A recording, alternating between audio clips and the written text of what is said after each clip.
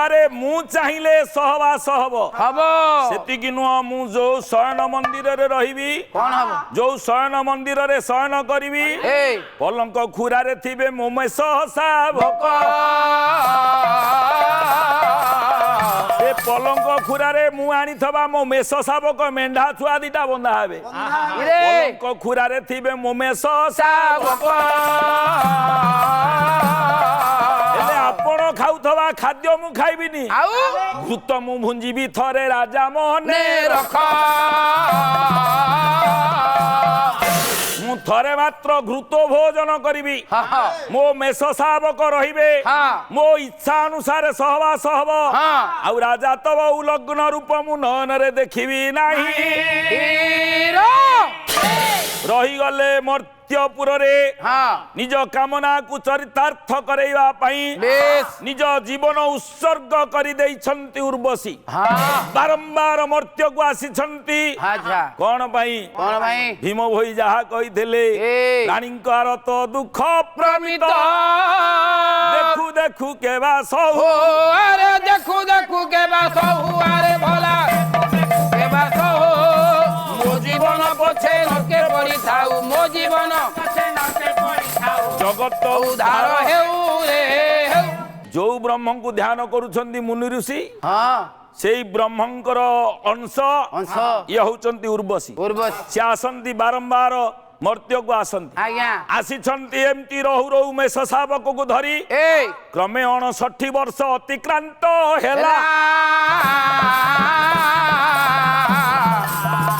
ना पुओ पढ़ू ना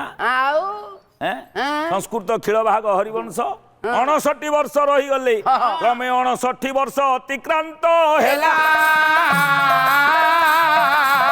स्वर्गपुरे एबे पुणी भालेणी पड़िला गंधर्व माने नृत्य गीत करि पारलेनी गीत गायन करि पारलेनी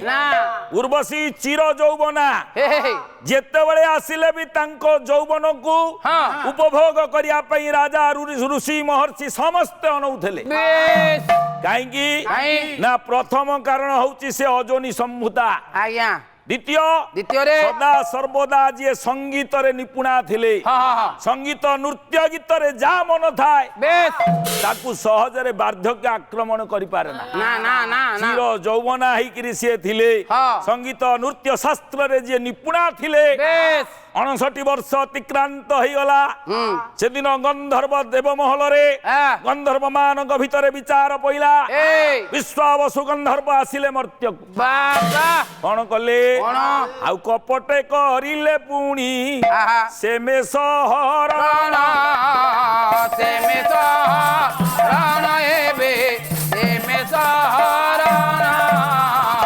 कपटरे राजा आ उर्वशी शयन करथिला बेले गोटिए मेष शावक को गंधर्व अपहरण करि नेले आर मेंढा छुआटा थला बोबेइबो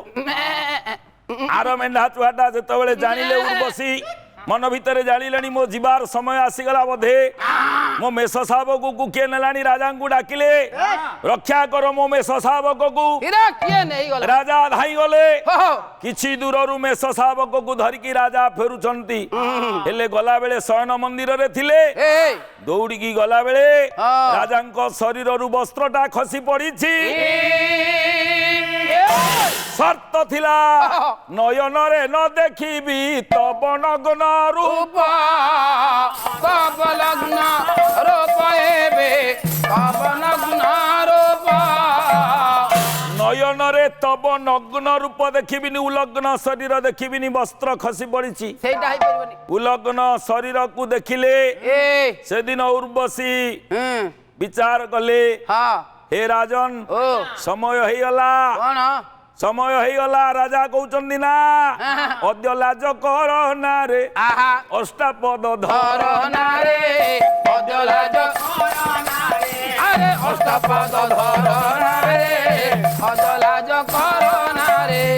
अचिंता मु तोते चाहि अनादर कर नाही अनादर कर नाही अनादर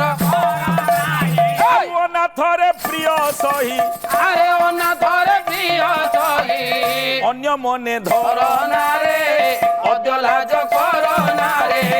অষ্টপদ ধর